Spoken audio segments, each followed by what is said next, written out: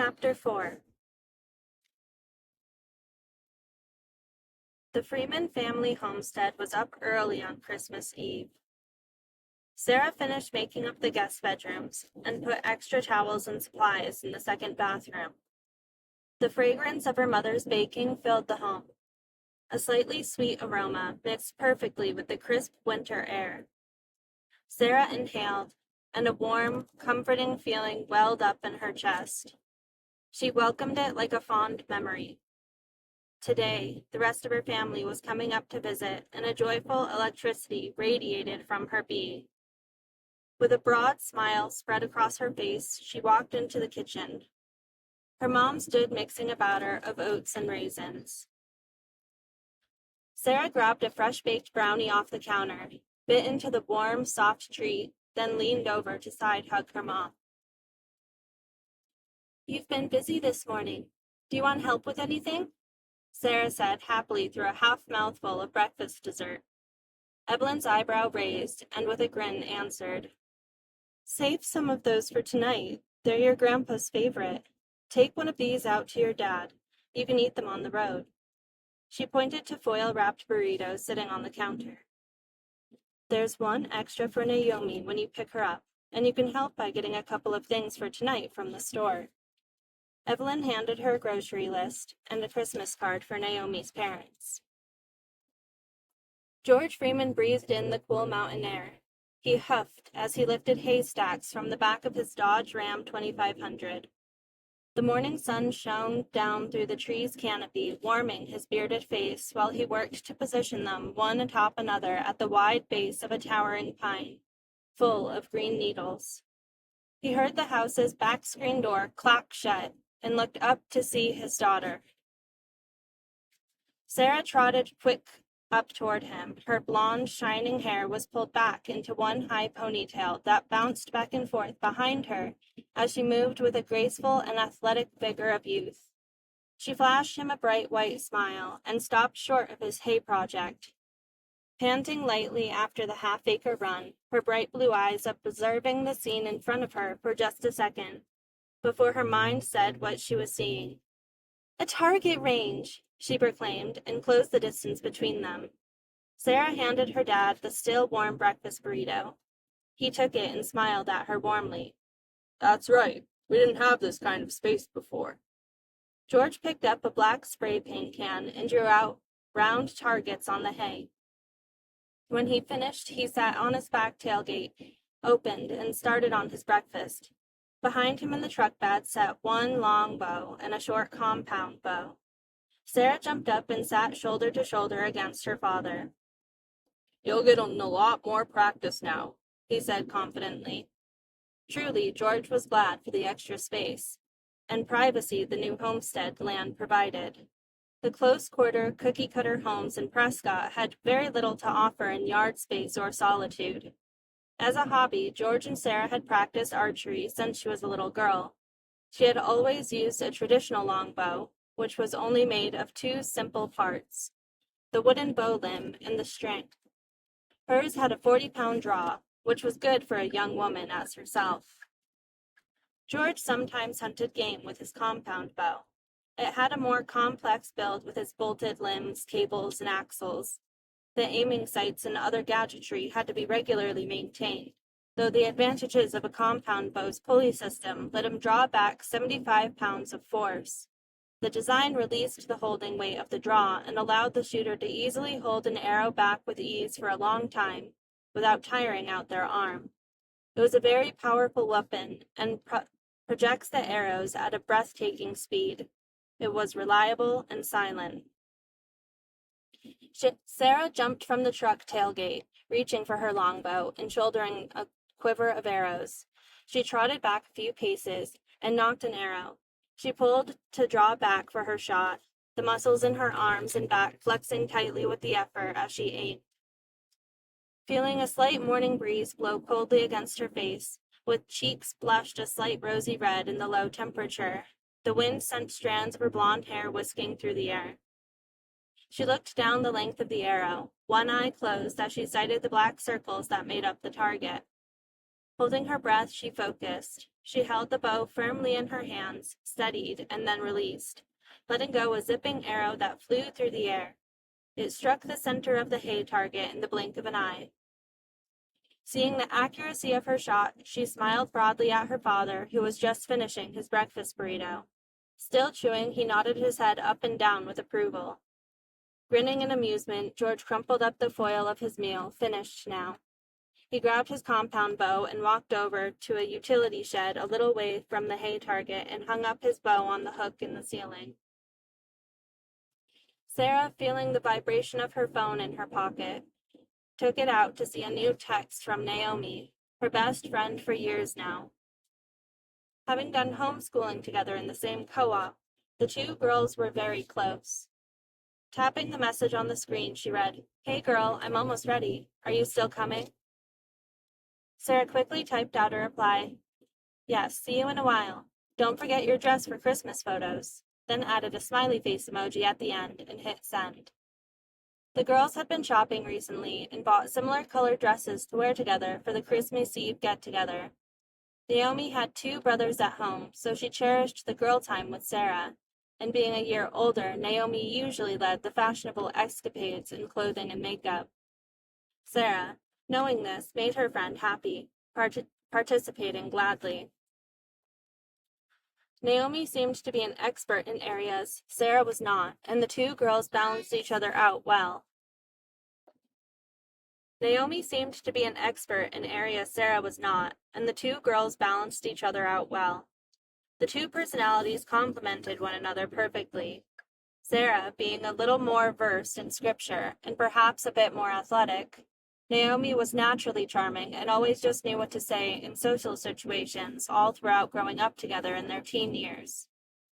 "Dad, Naomi just texted me she's ready, and Mom also gave me a list of some things to get at the grocery store on our way back," Sarah informed her dad, also walked into the shed to hang up her longbow, then closed and latched the door. George was shutting the tailgate. All right, we better head out before everyone starts getting here. Hop on in the truck and let's get a move on," he said, walking to the driver's side door. Sarah joined her father and sent her mom a text, letting her know they were leaving.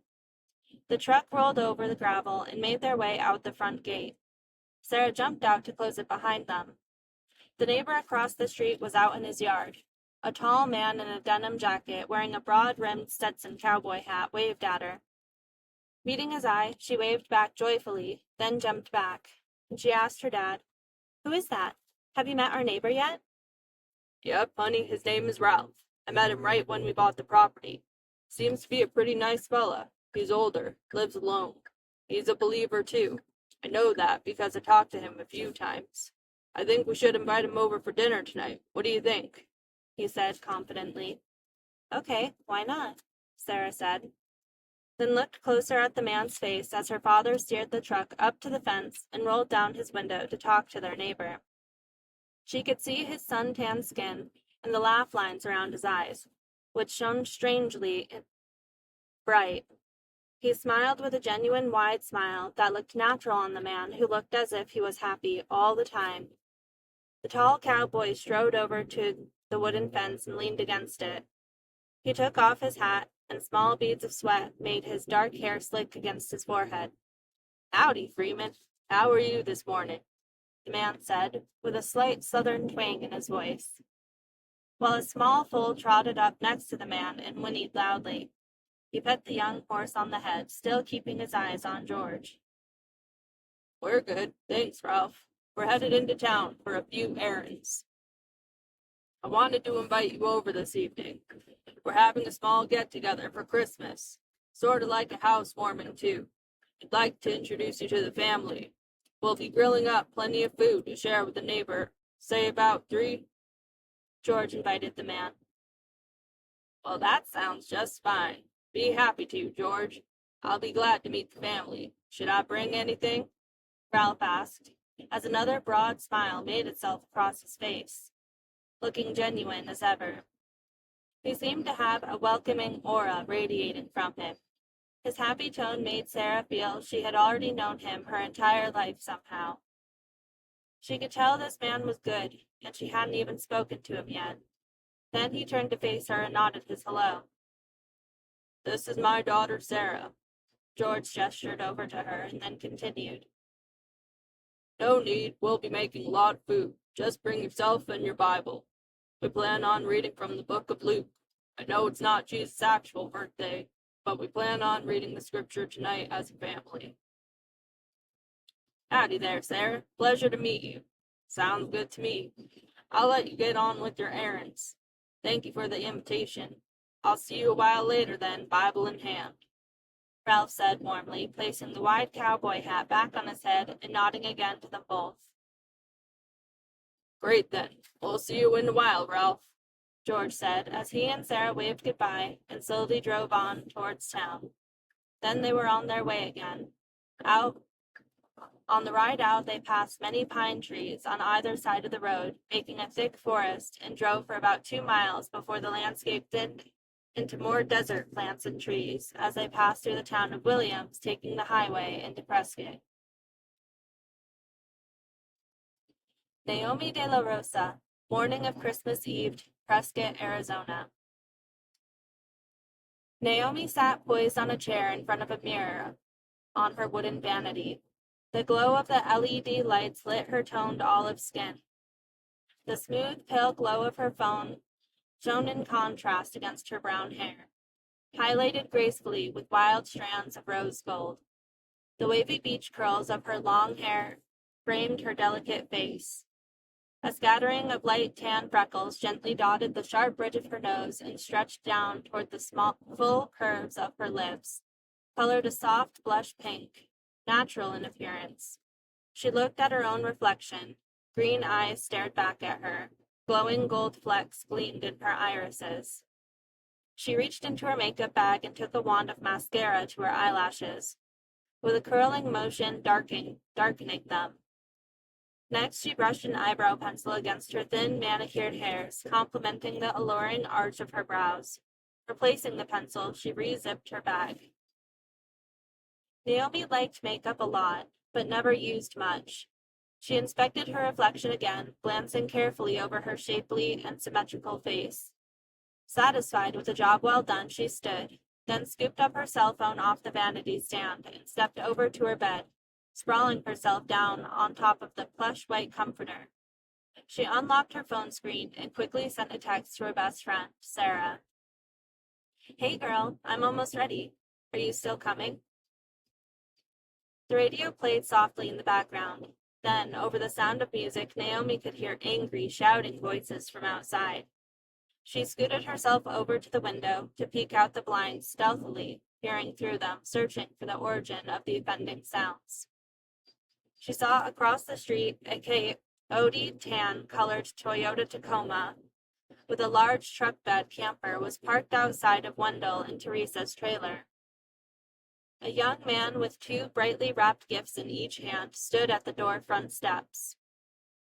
Wendell yelled angrily at him, pointing for him to go, then walked down the few steps and threw out his arm to shove the young man hard, sending him staggering backward for only a moment until he quickly caught his feet under him, still holding on firmly to the gifts. The shouting was muffled, so she couldn't quite make out what exactly was being said, but he was definitely angry with the young man with the short, cropped dark hair.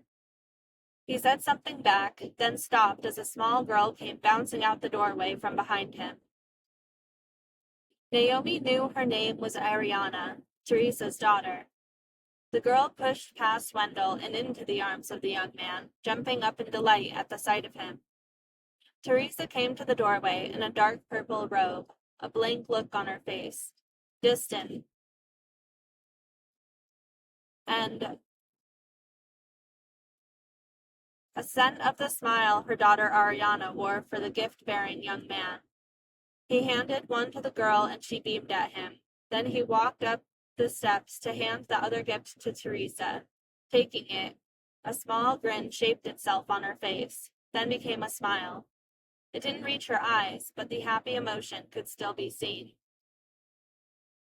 Naomi knew her neighbors, but never really talked to them. When she was young, she remembered Teresa had a husband who passed away years back. The young man, she thought, must be Teresa's son. She very rarely saw his tan camper-topped truck outside their trailer. He must have moved out for some time now. He was forgetting his name. She remembered when Wendell, the angry, agitated man, moved in with Teresa a year or so after her husband died. He had owned the trailer next door, then saw an open opportunity to befriend the beautiful widowed woman shortly after her husband's death. He predatorily moved in, and ever since then the happiness had slowly gone out of Teresa, from what Naomi could see.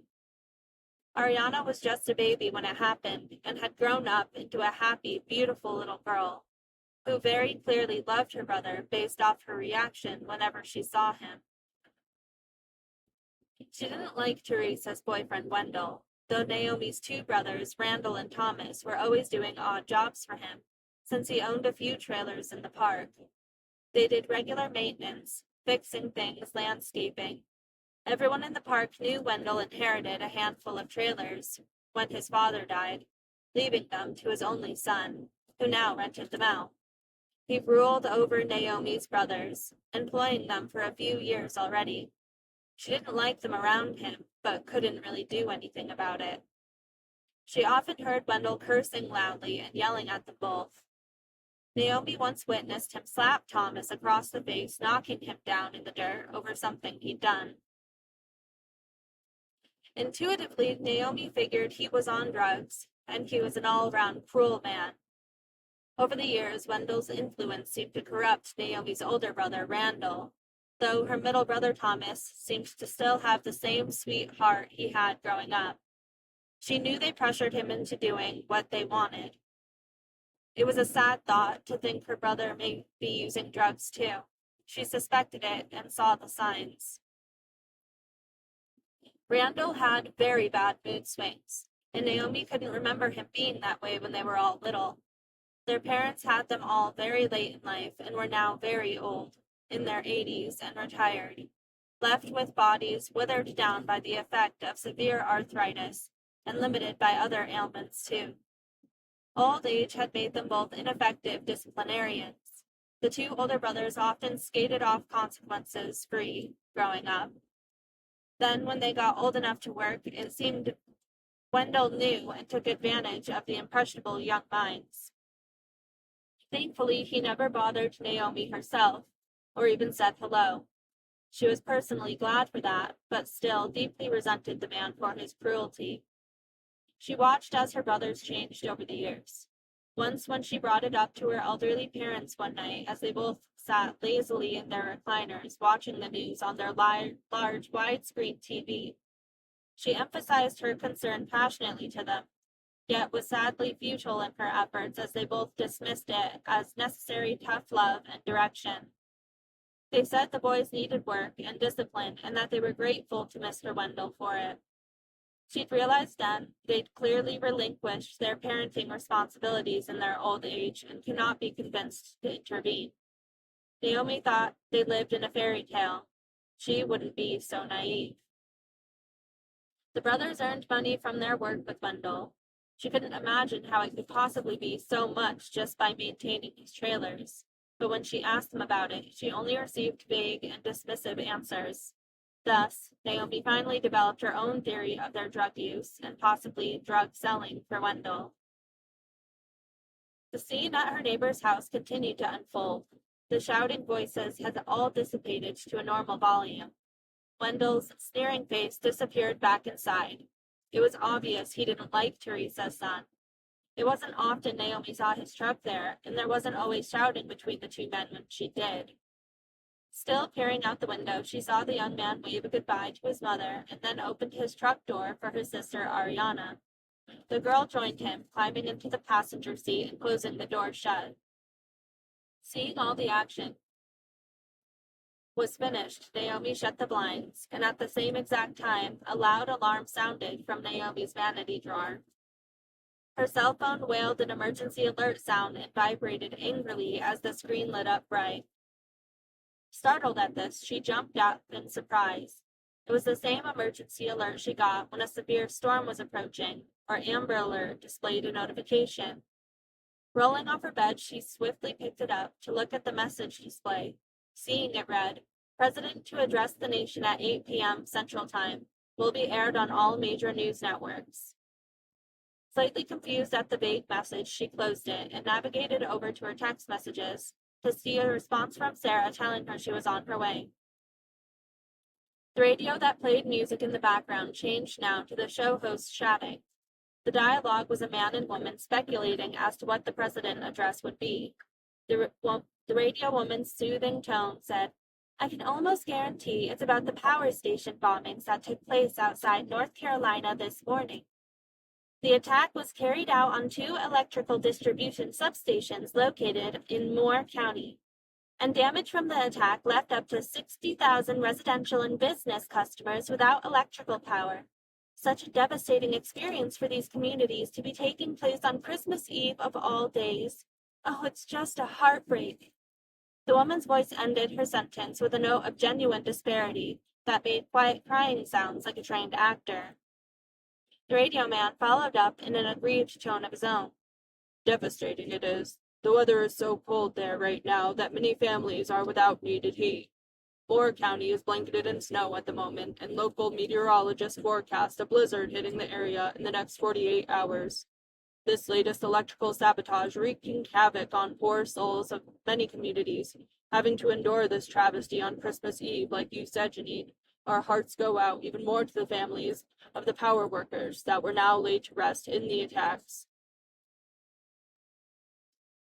We can only speculate now how long until power is restored to the areas affected.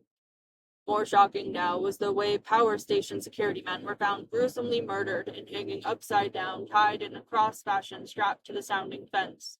Investigators have informed local journalists that these deaths took place before the bombing as the unknown perpetrators gained access to the facility. Some speculating the display of the bodies found wired as an upside-down cross to be an attempt of a terrorist hate crime. A warning against the religion that some U.S. citizens still hold in our country. Seeing as tomorrow is Christmas Day, the Pope Francis has declared he also will be joining the president as his announcement via virtual communications tonight at 8 p.m. Central. Now back to the music. We'll be back with more updates at the top of the hour. The radio went back to playing music, and Naomi turned it down while she finished packing an overnight bag for Sarah's house. She thought about what she had just heard. Her mind was processing the information. She thought that this was crazy. So many people without power, and others who died in an attack on the power station. The message the attacker wanted to send was obvious. Many small terror attacks had been more frequent through the U.S. In past years, Naomi could catch them after the fact via the news or social media, but never anything of this significance. She took out her phone and opened her YouTube app. She would spend time learning more about what happened from alternative sources. She could always gather more information this way that wouldn't be covered from mainstream news. She continued to watch videos and read articles on what happened until Sarah arrived.